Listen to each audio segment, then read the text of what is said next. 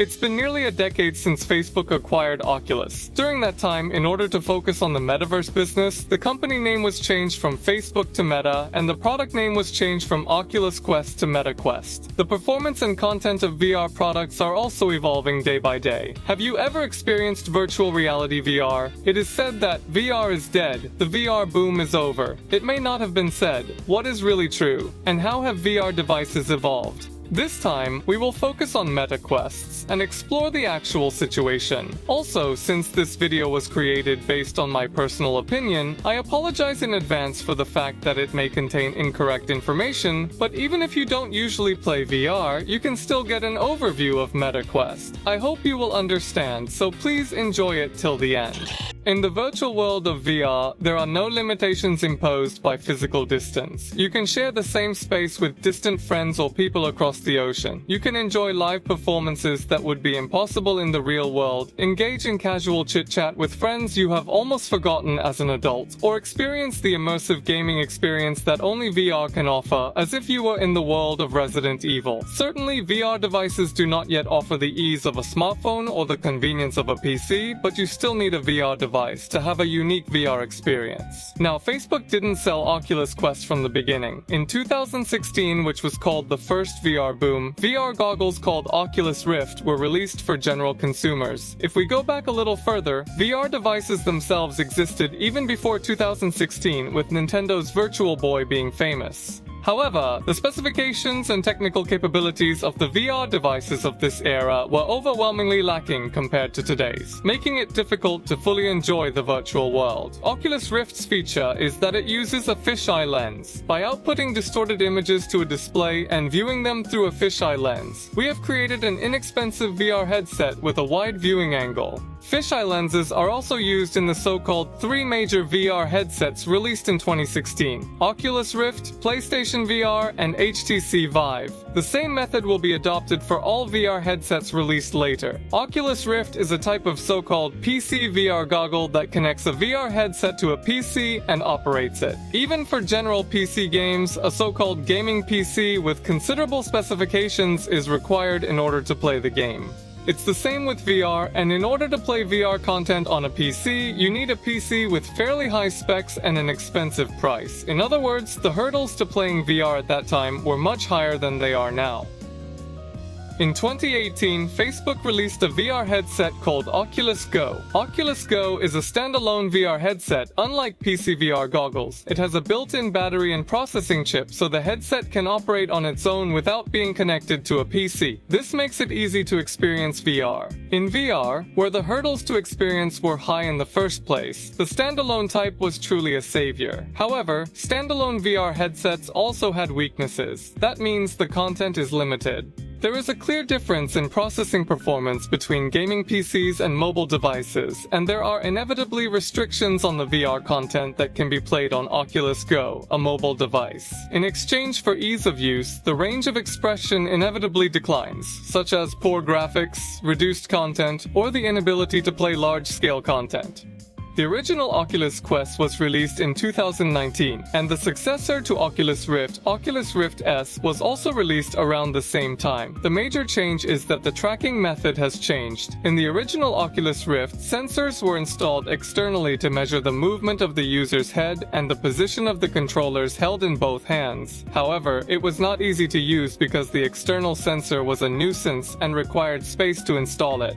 Therefore, Oculus Rift S uses an inside-out system that incorporates tracking sensors into the headset, making it possible to easily enjoy VR without installing external sensors. This method is also introduced in Oculus Quest. A distinctive feature of the headset is that there are 4 tracking cameras placed on the front of the headset. Actually, Oculus Go did not have a tracking sensor. As a result, only the tilt of the head could be captured, which narrowed the range of the VR experience. Although Oculus Quest is a standalone type, it achieves 6 degrees of freedom tracking like PC VR goggles. It is now possible to reflect not only the tilt of the head, but also the movement of the body forward, backward, up, down, left, and right. In other words, it is now possible able to walk within the VR space. The controller has also been significantly improved. Unlike the Oculus Go controller, which was one-handed, the Oculus Quest comes with two controllers. It is now possible to accurately capture the movements of the right and left hands. Not only that, but the button layout has also been redesigned. Equipped with an analog stick and ABXY buttons, the design is very similar to a general game console controller, giving it overwhelming operability. These have greatly increased the range of VR content that can be experienced.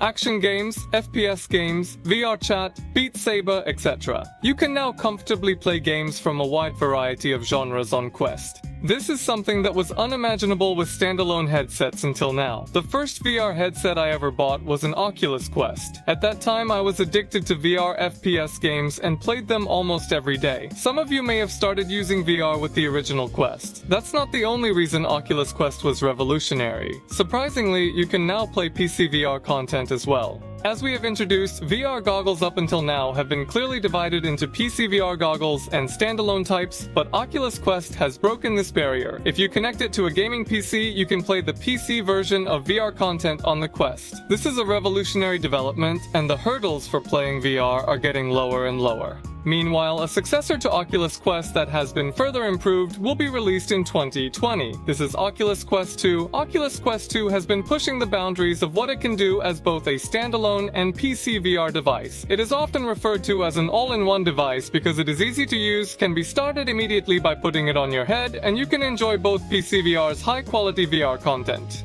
Oculus Quest 2 seems to be at a time when not only the hardware specs have been improved, such as improved processing performance and resolution, but also VR content has been enhanced. Isn't Biohazard 4 VR a typical example? Resident Evil 4, which has been considered a masterpiece since the days of PS2 and GameCube, is back in VR form. You can explore the world of Resident Evil 4 with intuitive controls unique to VR. It's my favorite VR game, so if you've bought a Quest, I recommend you to try out Resident Evil 4 VR as well. Furthermore, since the release of Oculus Quest 2, TV commercials have been running in Japan and it is now available at electronics retailers. There may have been some stores where you could try it out. Due to the nature of VR, you won't understand its appeal at all until you experience it. The fact that it is now possible to easily experience VR at electronics stores can be said to be a major step in the spread of VR. Perhaps due to the effectiveness of these promotions and the highly complete performance of the main unit, cumulative sales of Oculus Quest 2 worldwide will exceed 20 million units as of 2023. It is said to be the most successful VR device in the world. In 2021, the year after the release of Oculus Quest 2, Facebook changed its company name to Meta to show the world how serious it was about the metaverse business. Along with this, the product name was changed from Oculus Quest to Meta Quest, and all future headsets will be under the Meta name instead of the Oculus name. It's a little sad to see the Oculus name disappear, but it may be thanks to Facebook or Meta that VR has become so popular around the world. By the way, Oculus founder Palmer Lackey is currently away from VR and is founding a military defense startup that deals with AI, drones, etc. However, he has even appeared at VR events in Japan, so his interest in VR technology may still be high. Now in 2022, Meta has released Meta Quest Pro. This model is not a direct successor to Quest 2, but rather an experimental or development model. The biggest feature of Meta Quest Pro is that it has eye tracking and face tracking functions. It is possible to read the user's eye movements and mouth movements and reflect them on the avatar. More expressive avatar communication that was not possible with Meta Quest 2 is now possible. I also often use Meta Quest Pro when playing VR chat. Meta Quest Pro was priced at over 220,000 yen in Japanese yen when it was released, but now the list price has dropped to about 160,000 yen, and if you look at the used market, it can sometimes go for less than 100,000 yen. It's very easy to purchase. When I actually use it, I find that the product is not without its problems, but the fact that it has eye tracking and face tracking is very attractive. It is still a recommended device for VR chat users and people who value the facial expressions of their avatars. Finally, Meta Quest 3 will be released in 2023. Although the price is about twice that of Quest 2, the improvements in performance and functionality are noticeable. It is characterized by overwhelming processing performance, sharper resolution, and a pancake lens with a wide sweet spot for the clearest visibility. It also has a high-resolution color pass-through function. The pass-through function, which was black and white and low quality in Quest 2, has been added in color, and resolution has increased in Quest 3. Rather than just a VR device, it may have started its path as a mixed reality or XR device that fuses reality and virtuality. Over the past 10 years, Meta Quest has evolved significantly, achieving both ease of use and improved specs. VR content is becoming more and more enriching, and a new genre called VR games is being established. The fields of mixed reality and XR are also being developed, and this evolution is likely to continue in the future.